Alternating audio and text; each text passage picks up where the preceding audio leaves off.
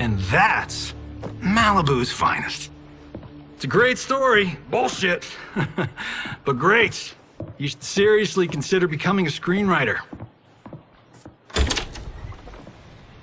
What in the actual fuck? Good evening, Johnny Cage. Hello everyone, my name is Purple George, and today I'm gonna tell you about Pacific Rim the anime, because it kinda feels like nobody really cares about it. The anime came out in 2021, and I only learned about its existence when I was doing research for a Pacific Rim video. Could it be that the anime is bad? Well, that would be a wrong assumption, because, spoiler, after watching this anime, surprisingly, it felt really good. However, you have to accept the rules of the game. First of all, yes, it's a 3D animated TV show. Meaning, in some scenes, animation is gonna feel stiff because it's all encoded in 12 frames per second to fit the anime standards. On top of that, even though the anime is still called Pacific Rim, there is literally no ocean, because water is really expensive and difficult to animate. I mean, okay, there's a few scenes with water, but by the looks of it and the coloring of it, you can mistake it for something completely different. Bubblegum juice! As a result, most of the action is going to be happening in locations easier to animate, like the desert. In addition to that, this anime comes chronologically after the second Pacific Rim, meaning if you haven't seen it or forgot what's going on there, you might miss out on some plot lines. I conveniently have videos recapping second and first Pacific Rim in case you want to remember what's going on in this Evangelion for Americans. You're welcome to watch them. So yeah, the company that made Pacific Rim and owns all the rights to it is partially owned by China. I think most of its stocks is owned by China too. So yeah, we've officially came full circle. If Evangelion was originally inspiring Pacific Rim right now is slowly morphing into Evangelion. But okay, still, regardless of the shenanigans with timeline, the first episode does everything correctly. Because the anime starts right away with an action scenes with Jaeger fighting kaijus. We right away learn that apparently now there's several rifts that opened around the world, and the kaijus are once again flooding Earth. In Australia, where everything is happening because of this whole nightmare, Operation Blackout was initiated. Basically just evacuating the entire continent because the level of kaijus is so high, the Jaegers are just incapable of defeating all of them. However, because Australia is like a big place, you know, a handful of humans are left behind, and the government kinda just forgets about them, which is actually a nice piece of the world building. Unlike in the second movie where, yeah, we're trying to survive in a territory destroyed by kaijus, but generally everything's fine, everybody gets enough food, and everybody just parties. This anime actually gives us a different perspective and actually shows us the harsh truths of reality. Everything generally just sucks, because the kaijus are flooding the earth faster than the Jaegers can defeat them. The aliens are not playing games anymore, and instead of sending one kaiju in 2 months, they're sending like a handful of them right away. And trust me, the dark tone is only gonna get darker. There's no shades of gray. We're introduced to the main characters, brother and sister, who are one of the people who are left behind in Australia. Brother and sister and a few side characters were last second saved by the Jaeger pilots, who are also their parents. But after getting everyone to safety and leaving them in a random trench in Australia, the pilots just left, searching for help. That was, however, 5 years ago. And since neither of the parents returned to the main characters, I suppose it's safe to say to call them Storfins. As a result, even though characters build their own utopia and are more or less happy there, they still have no idea what is happening in the outside world. As a result, characters constantly get into conflicts, discussing whether they should leave in search for their parents or stay here where it's safe. However, okay, let's pause a little. I get it that the anime is called Pacific Rim, which means the characters have to get to a giant robot eventually, but the way it happens is kinda just stupid, because one of the main characters literally just falls into a random hole and turns out to be in the bunker with a functioning Jaeger. Like, I don't think I have to explain what incredible plot convenience this is. And honestly, I would have hated it if it wasn't for the fact that A, this decision had actual consequences, and B, it was tying up to both of the characters' motivations. Because look, we have two characters, brother and sister. Haley is pretty lighthearted. As a result, she wants to leave their little community and see what's even happening in Australia. Taylor, on the other hand, is more of a realist. He wants to stay here where it's safe, especially when their parents promise to come back here with help. As a result, she wants to leave and he wants to stay. So as a result, when Haley finds a Jaeger, she sees it as an opportunity to leave. However, using Jaeger attracts a nearby kaiju, who comes to their village and kills everyone.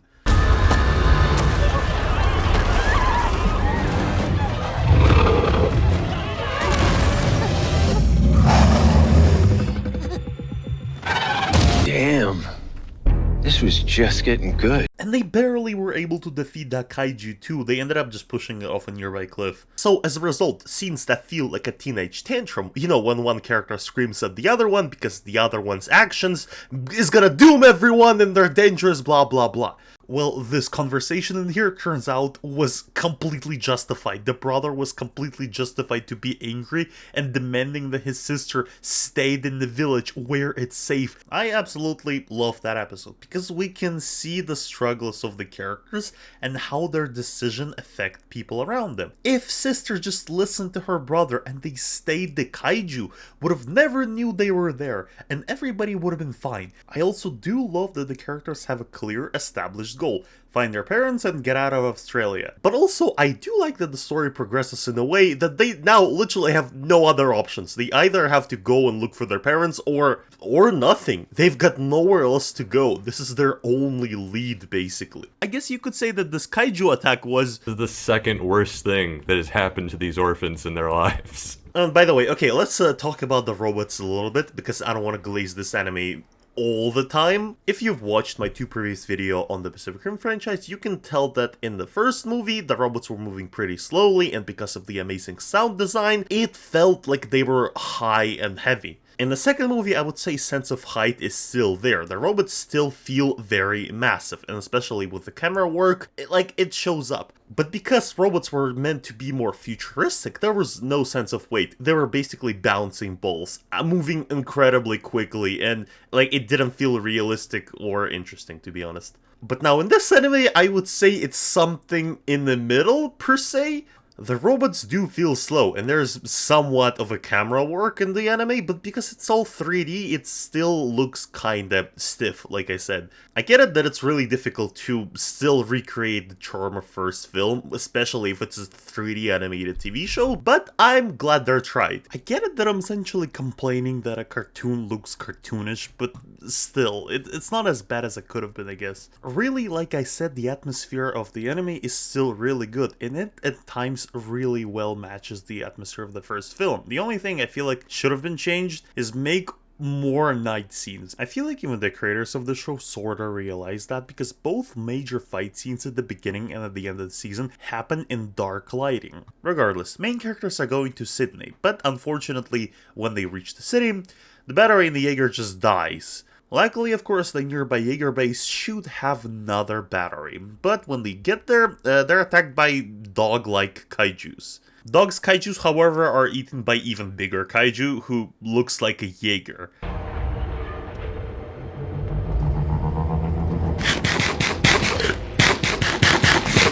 Yeah, I'm saying right away that the anime sorta retcons, but also explores the idea of kaijus being different sizes. Because in this anime, kaijus are basically just the definition of typical anime monsters. Some are big, some look like dogs, some look like dragons, some lay eggs in here, some act like mammals. On one hand, yeah, that's kinda cheap. On the other hand, at least the anime uses the biology of kaijus to make a plot. Regardless, in the Jaeger base, besides the battery, they also find some little guy in the tube. We can right away tell that something is wrong with him, because not only he sees world in different color scheme, but also he doesn't speak. Well, okay, and I guess he was in the tube, and this base was abandoned for how many years, and he's still alive, so yeah, I guess that's pretty abnormal too. Anyhow, the battery for Jaeger the characters got is broken, so they keep searching for help. Until they notice a group of people that is trying to yoink kaiju's eggs while it's not looking. And of course, because of the main characters, things don't go according to plan, which leads to a literal bloodbath with, now we're introduced to May, who's also going to be an essential part of the plot.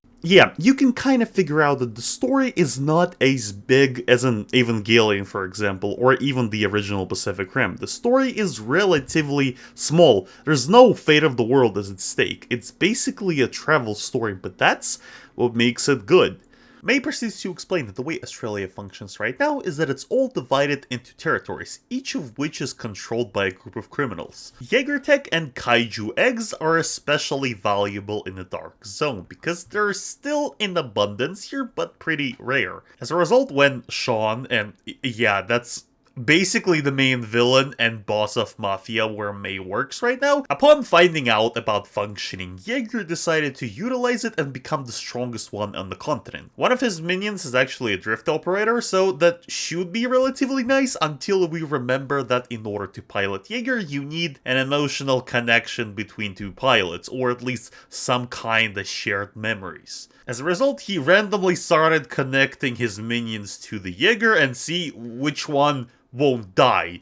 Yeah, pretty smart move right here. Especially when everybody already knows that using Jaeger usually leads to all the kaijus in the area running to you. As a result, Sean forces May and Taylor to pilot Jaeger, but they get damaged in battle. And since we already established that Jaegers are pretty difficult to obtain in the zone, Shane is ready to kill both siblings right away. May, however, as an old friend, talks him out of it. However, Sean is established as a pretty scummy person, and since he's pretty much the main antagonist of the season, he tells one of his minions to shoot siblings while May's not looking. And here's the thing, I do like that this character who Sean tells to kill siblings is not just some random guy. We already established that he hates them, because due to their actions, two of his friends died to a kaiju. And actually, let's talk about Sean even more, because anime establishes him as master manipulator who always has a backup plan, which results to actually creepy scenes, because for example, when the characters do run away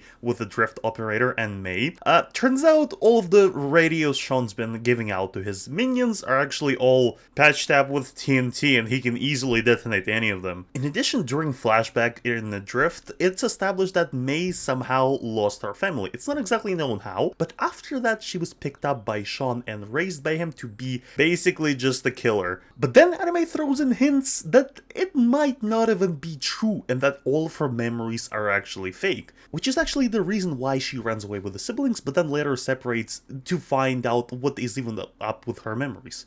The worst part about it is that we know it can be entirely possible because Sean already been using drift to basically do whatever he wants. There's even a creepy ass scene where he walks through Taylor's memories Eren Jaeger style, sees everything that happens, and that's basically how he found out about the Jaeger. Oh,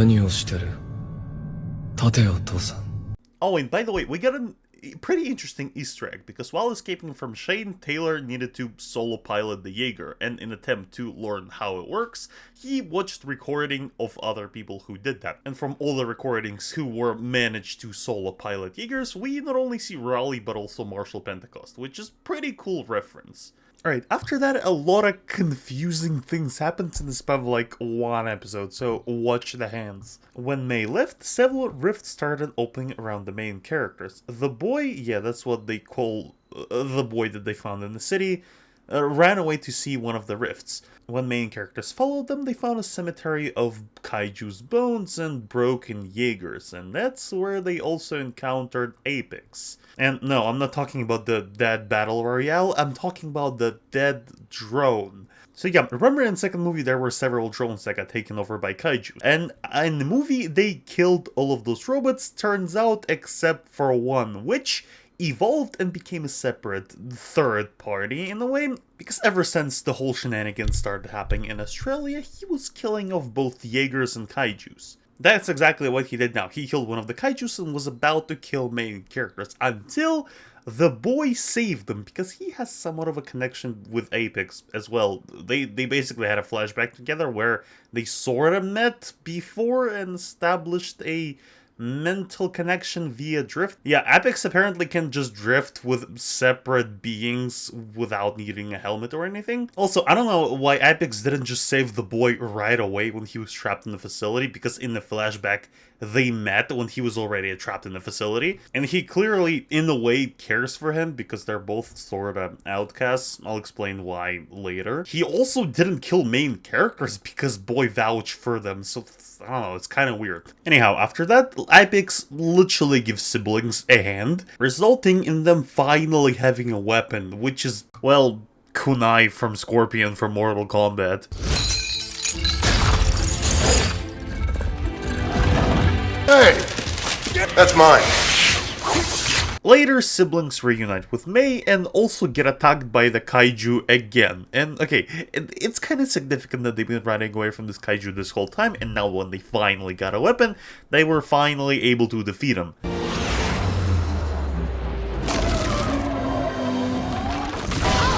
In addition to that, they finally found their parents' Jaeger with no one inside. And also found out that the boy can literally transform into kaiju. At the end of the season, some random cultists show up who've been teased earlier in the season, and they look at the boy and say that it's their new messiah. And that's the end of the season. Alright, to be fair, I'm gonna talk about second season in a minute, but I also wanted to point out that this season came out during pandemic, and it honestly feels like something needed to be dropped because the whole season just would not be able to be finished to the due date, again because of the pandemic. Second season came out almost a year after, but still, not gonna lie, this season overall was pretty solid. I'm in general pretty happy that because of how short the seasons are, there is no fillers, and everything we see on screen is pretty significant. As a result, all the characters get their small arcs, and once characters become unnecessary, they're taken out of the plot. That way, not only writers maintain the dark tone, literally killing off main characters as soon as we get attached to them, but also keep the focus on the siblings and their little adventure. I also do want to point out how incredibly good some of the scenes look from the director's perspective, because like, look, this shot, even though it's animation, looks freaking sick. Anyhow, the season ends and the boy runs away yet again to start killing dog-like kaijus. By the way, get ready because this season is gonna have way more weird anime shit than usual. When that happens, he meets the cultists who poison him with some kaiju might, I don't know. This part of the kaiju lore is kind of weird and stupid because Mei mentions that those mites are literally the biggest threat to kaijus. They can even off the kaijus of a third category. So, these guys. However, Mei shoots the mite down and says that she might know a guy who can heal the boy. And remember I said the anime is gonna have more weird anime shit at this point? Well, yeah. Turns out in the Dark Zone there was a rumor of some guy who can train kaijus. They go to that place and they see a whole well full of different kaijus. Of course, they accidentally fall into it, but kaijus don't attack them. They met up with an old man who lives there, and turns out, yep, he can actually train kaijus. You know, like we train animals, he trains kaijus. Bruh. And yeah, this is definitely one of the more weirder decisions on the anime part, because this part of the world building just makes no sense. Kaijus are a biological weapon. They've been sent here for one purpose, to destroy all life as we know it. Yeah, in second movie they try to explain that the kaijus were meant to rewrite the atmosphere of Earth with Volcano, but nobody cares about that. So we're just back to the status quo of first film. Kaijus supposed to kill all humans they see and prepare Earth for arrival of aliens. So why the hell would they act like regular mindless animals and just live peaceful life? And I do mean trained, because at first this old guy says that the kaiju sorta bonded with them because he treated them well, but no, as soon as he ran out of food, they just ate him. This whole situation makes those aliens from other dimension look like total idiots, by the way. Because right now, it looks like they've been sending here creatures who can be just tamed with food. I feel like those alien overlords gotta look at their plan and go back to the previous plan, because the way they were making kaijus in the first film at least actually worked.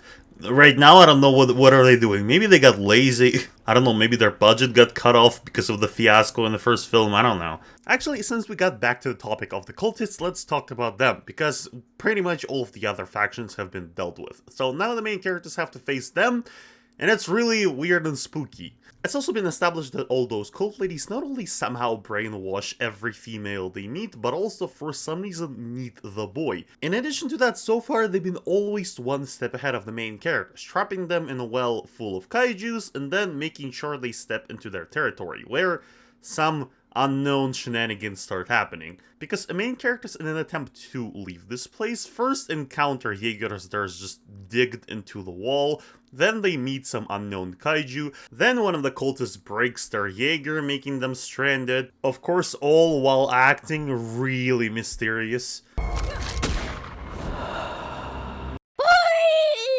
Oh yeah, and don't forget weird signs that are on fire. The atmosphere not only is really spooky, but also all of the main characters are stressing once again, because not only they have no idea, like, how to fight these guys, but also the boy is still pretty much dying, so they need to do something and do it fast. Of course, the quickest solution is to just give boy to the sister and hope that they would just let him go, but those cultists are so untransparently evil, nobody believes they'll actually let him go. Because of that, Taylor, when everyone was asleep, just gave them boy in a silver platter. And then in the morning, when everybody wakes up and reasonably get mad at him for giving out their only leverage to the enemy, they get attacked by other hybrid kaijus. Don't worry though, it's fine because Shane shows up.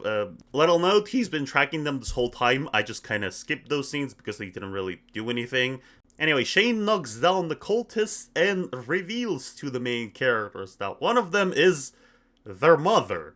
Alright, not gonna lie, when I was watching this for the first time, I was kinda out of my seat, because not gonna lie, this was actually unexpected. And then happens another, actually really unexpected plot twist, because remember when I said once the character is no longer serves the story anything, he's just being killed. To be completely honest, I don't think it's the best rule, because Shane overall was pretty not consistent as a character if you look at it overall. Because yes, he was essentially the bad guy, but here and there we had sneak peeks that he semi-cared about May. But because for the most part he was doing really evil stuff for the sake of doing really evil stuff, we didn't really get a progression of his attachment to May. Like, the only thing we really have is the drift operator telling May that Shane lost his family, and in the desperate attempt to get at least some kind of family, he might have, like, destroyed May's memories. This is pretty much all we got. So now Shane says that he can help mother of the siblings, but wait, what's her name again? Brina. Her name is actually Brina? Okay, whatever. But he will only do that if May will agree to come back with him, to which May says if he was actually the good guy, if he actually cared for her, then he would do it and didn't ask for anything in return. So Shane does just that. And actually him running through repressed and damaged memories is actually interesting, and not only it's really creepy, but the payoff is there, because in the end, he literally dies. He was a good man. Yeah, not gonna lie, when we got the new antagonists as the cultists, I didn't expect them just to kill the previous antagonist. Like, that was actually unexpected. But not gonna lie, I still really like that, because build up for the last 2 episodes is not only really emotional, but also really tensed. Because, for example, in case of May, she doesn't have a direct path to her answers anymore. She can just make Shane tell her what exactly happened in her path. Main characters got her mother, yes, but not only she's still psychically connected to the cultist leader, who's, I don't know, probably a kaiju, but also they now have a confirmation that the cultists are planning to transfuse kaiju blood into Boy, making him go insane or something.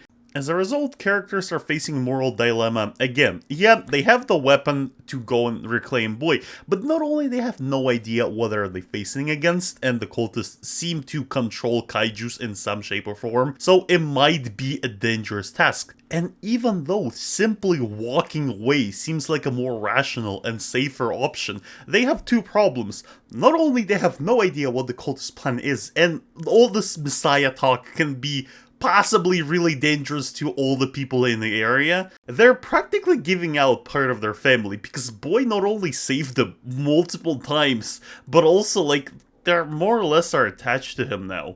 Alright, I think I got a little too deep into the moral dilemmas. Let's move into something funny. When Taylor, Haley, their mom, and May manage to sneak up into the cultist cave, or whatever it is, The way Mame just yoinks boy from under cultist noses while all of them were bowing down and not looking, saying their praise is just hilarious. Because there is this like really pretentious scene where the head of the cultist says that she can see and know everything, and then she looks up, looks down, the boy's gone. She got you good, huh? In the finale, there's actually a few scenes that comedically ruin the anime's cliches. Like, for example, when Taylor and Haley's mom starts fighting the dog like kaijus, she epically jumps backflipping, and she just gets punched with a tail. And yeah, even though everybody managed to escape more or less safely, now they're facing another problem.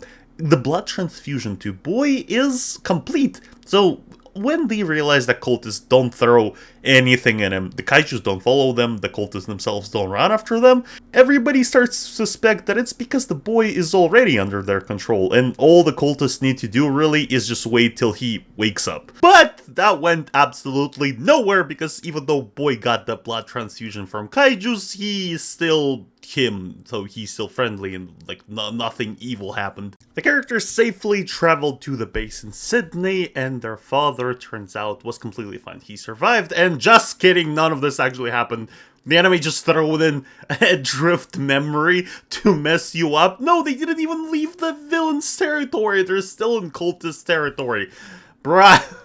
On top of that, Brina, after a fight with dog like kaiju, just died from bleeding. Damn, this anime is good in punching you in the face just when you thought everything is fine. And that's not all. Apex also dies. And okay, to be fair, I kinda skipped all the scenes where he was walking towards the main characters to help them with Boy, and at the end he was the one to restore his memories before dying, so his death was pretty significant. But before that, in the show, he was in total of 2 scenes, in one of which you couldn't even see him. I suppose it is better than if plot just forgot about him entirely, but more or less it feels like he just died for the sake of dying. Just, I don't know, I feel like it would have been cool if he tagged along with the main characters to see some more connection between him and Boy, rather than just one scene where they exchange memories and that's it. Speaking of the scenes that I skipped, by the way, there was also a few interesting conversations with AI that Jaeger is equipped with.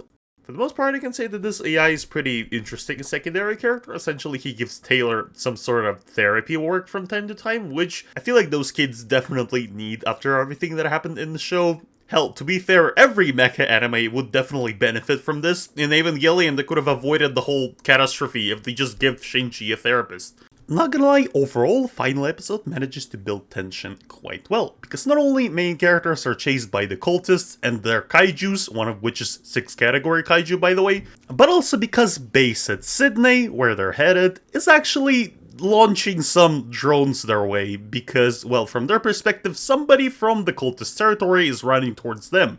So the main characters are literally in a bit of a pickle from both sides. Of course, the military guys from the base, instead of shooting, well, the most biggest, obvious, and dangerous kaiju possible, shoot the boy, who's, like, smallest and the least noticeable. Classic army technique. Mei, who was in the car, is also out of commission for a while, so now siblings are one-on-one with probably the most dangerous beast on the continent. In addition to that, we finally see the face of the main cultist without a mask, and yeah, she's some kind of kaiju or hybrid kaiju, whatever. I mean, to be completely honest, the whole shenanigans with sisters and their cult kinda makes no sense because of how vague it is. Like, even the cult leader, is it a kaiju? Is it a hybrid? Why would aliens send somebody to the human world who speaks like human, acts like human, builds their own religion, establishes messiah, if they're all breeding kaijus in the parallel dimensions and sending them here with the sole purpose of terraforming the planet? The only thing we know really is that the sisters are brainwashing women with the kaiju blood, but why? Why only women? Why not all of the genders or whatever? Like, yeah, sure, I can make up theories, but overall it doesn't make much sense. What does make a lot of sense is that when the main characters start fighting the 6th category kaiju, they get trashed almost immediately, though. Dude, these orphans are getting destroyed. The way they managed to defeat 6th category kaiju, though, is, not gonna lie, actually was pretty tragic. Because in the end, AI just ejected them. Even though they protested, even though they wanted to keep fighting, they just got ejected and AI just blew up the Jaeger up. to explain why the sacrifice was such a good scene, such a good breaking point in the end, was because the whole time we've been getting small hints about how this AI becomes more and more emotional. There was another actually pretty interesting scene with this AI, which I initially skipped when recording audio, and only after rewatching the episode I realized the significance of it. Because during initial encounter with Apex, AI lagged when trying to recall what happened to its original pilots, you know, before it got decommissioned and left behind in Australia when the Operation Blackout was initiated. In the end, the ending was freaking great. The cult leader got offed by the boy, by the way, and nobody's sorry. I would like to hear, though, what happened to all of those women that she brainwashed. But in the end, the characters finally got their happy ever after. Their father, by the way, was just at the base, alive. No issues. How the hell did he got to the base without a Jaeger? I don't know. Earlier, when they were calculating time they had to spend running from the sister's base to the Sydney's base, it was gonna take them like 17 hours just on Jaeger. How the hell did he got there on foot? I don't know. But wholesome ending, yay! And okay, I know that the characters were suffering for literally 2 seasons, and they need a happy ending, like actually. But the ending was so nice and wholesome, nobody even questioned the boy who is like a kaiju, so shouldn't they be at least a little bit warned by it? But yeah, they have information from this research facility where he was studied, so everything is fine. They know who he is, and they know that he's not dangerous, like... In conclusion, this anime was a blast. I incredibly enjoyed it. Not only this story is so complete, because, like, everything that happened was significant, every character had an arc, and every character who served its purpose got literally killed, which adds so much tension to the show. Literally, after all of those deaths, I even thought May was gonna die, because in the final finale they showed us a hand sticking out of the ground, and I thought it was her, because literally so far, anime's been killing off characters as soon as they were not serving the plot anymore. Like, if they got me, it's actually insane how well this show was written, and I enjoyed it, and I recommend it to everyone if you want. Oh, besides the main villain, because the cultist, like their leader, was just evil for the sake of being evil. Well, I guess she was a kaiju, and all of the kaijus here are evil just for the sake of being evil, but still. And I guess that is it for today. Tell me in the comments if you think I was wrong somewhere. Maybe you think this anime is actually dumb as hell. And leave me a comment, subscribe, bye!